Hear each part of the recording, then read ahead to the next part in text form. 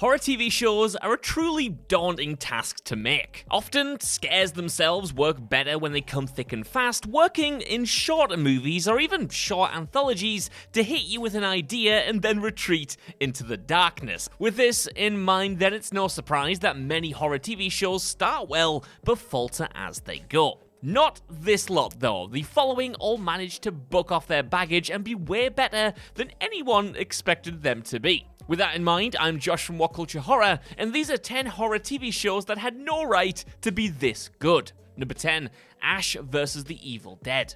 Every horror fan wants more Evil Dead. The story of Ash Williams could be told forever and we'd never get enough of it as long as Sam Raimi and Bruce Campbell were willing to tell it. And as such, for as much as we loved the Campbell-less 2013 remake, and as much as Evil Dead Rise looks absolutely stunning, we were still overjoyed that the pair had finally decided to team up and create a follow-up to Army of Darkness. The only problem? Well, that follow-up was actually going to be a TV show, and Sam Raimi himself was only directing a single episode. Now, Evil Dead, as we all know, is a great property, but the worry here was twofold. One, did it even have enough of a story that could be told over seasons worth of television? And the second worry was, could the insane levels of gore and violence even translate to a TV environment? Well, fortunately, Ash vs. the Evil Dead turned out to be a tremendously entertaining show.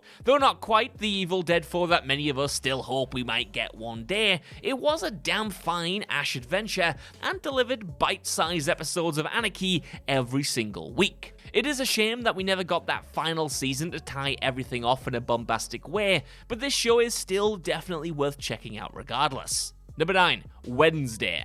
When Wednesday was first announced, that being a spin-off of the Addams Family focused around the titular terrible teen, I think pretty much everyone had the same response. Why? It felt like a brand expansion 101, like Netflix had picked a well-known IP out of a hat and then said, go on then, give us one of those. And though the streamer has of course made great shows in the past, when this was greenlit it wasn't exactly in the viewers' good books. And with the announcement that Tim Burton would be on board to oversee the show, opinions were still split.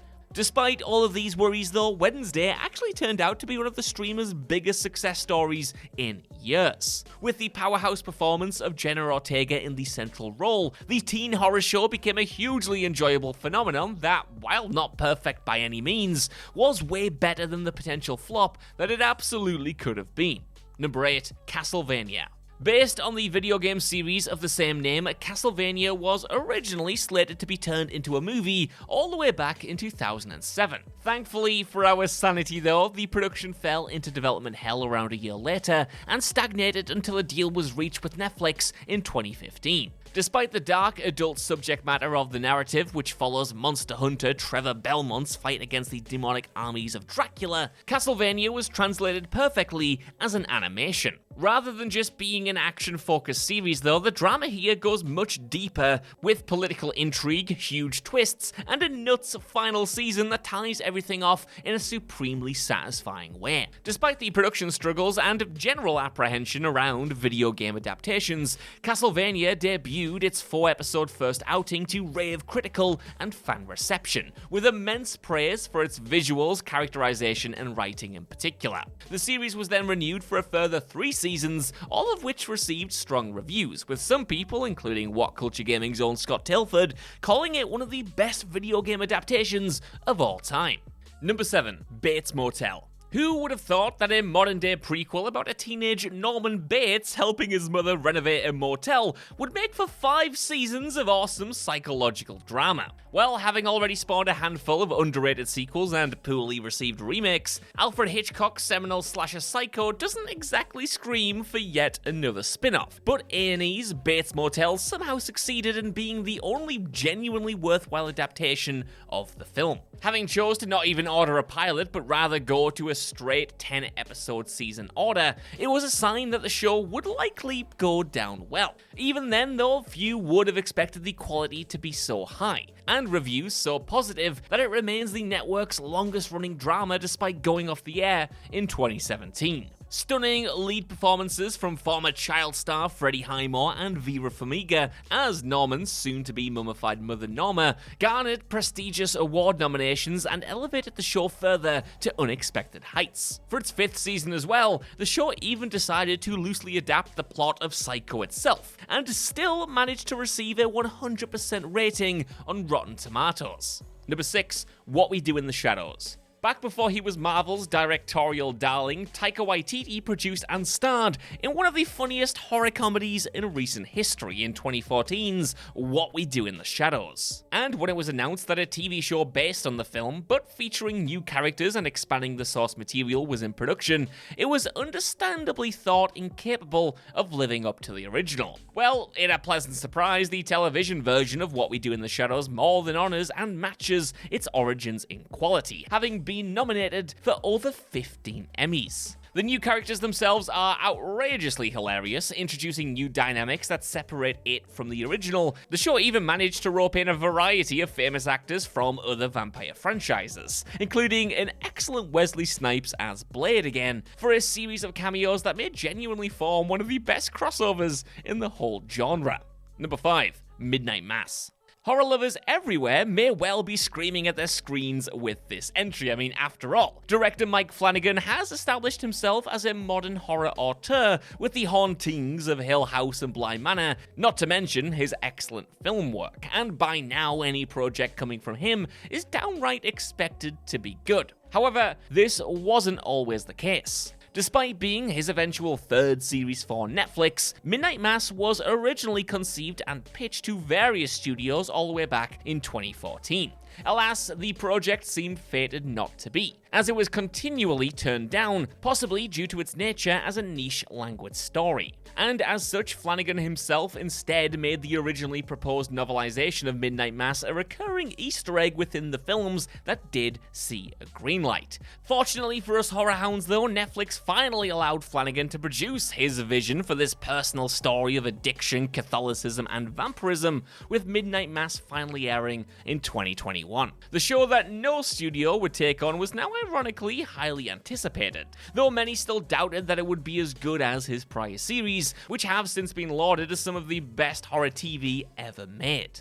Number 4, In the Flesh.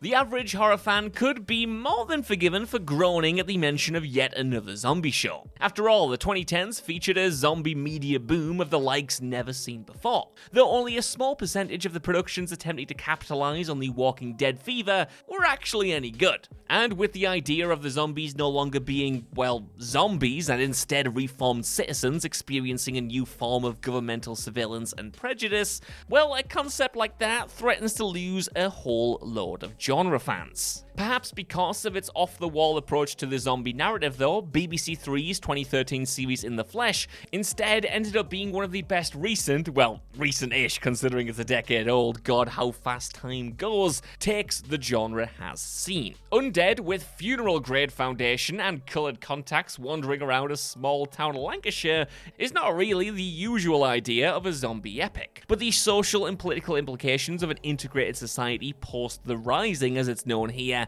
does make for a surprisingly compelling watch.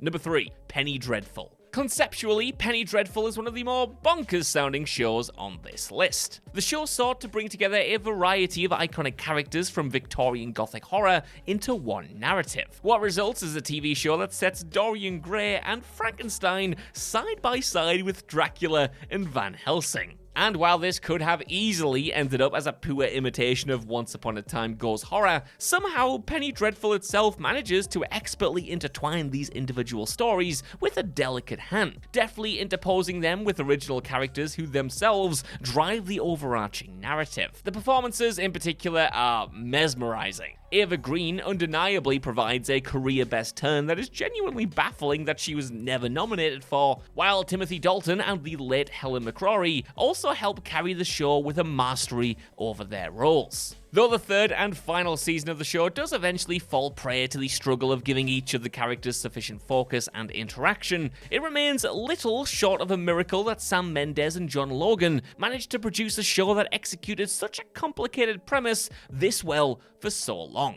Number 2, Hannibal.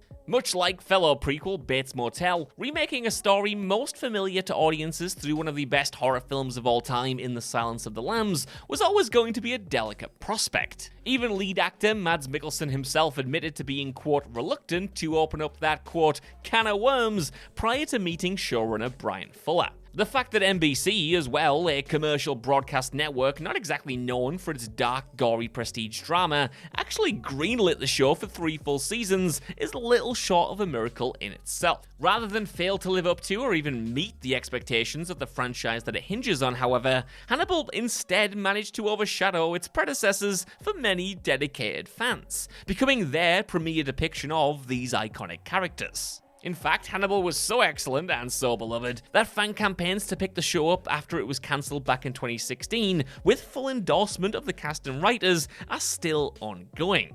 Number 1. The Last of Us. The video game curse is real. Though there have been a slew of incredible animated video game adaptations, one I've already mentioned on this list, when it comes to live-action versions of beloved games, few can be described as genuinely great. So, when it was announced that an adaptation of The Last of Us was in production, many fans were rightly skeptical. Would this emotional tale of a father and his surrogate daughter traveling across a zombie-like wasteland have its nuances reflected in live action? Could the relationship between central characters Ellie and Joel ever be fully captured? Would filmmakers stick to the game's ballsy ending? Well, it initially looked like the answer to all of these questions would be no. At first conceived as a movie, the project languished in development hell for years as filmmakers struggled with making the source material more exciting to a mainstream audience. Help came in the form of HBO and Chernobyl creator Craig Mazin, though, who teamed with the co-creator of the game Neil Druckmann to adapt the game for television. And still, despite the pedigree and track record of all those involved, there was still worries that the game wouldn't be done justice. Fortunately though, HBO's The Last of Us was a hit with both fans and non-fans alike, resulting in a smash success for the network that's proven to be an absolute ratings behemoth. So, that's our list. I want to know what you guys think down in the comments below. What do you think about these shows, and are there any great ones you would have included on here? Let me know, and while you're down there, if you could, please give us a like, share, subscribe, and head over to What Culture Horror for more lists like this on the regular. Even if you don't though, I've been Josh. Thanks so much for watching, and I'll see you soon.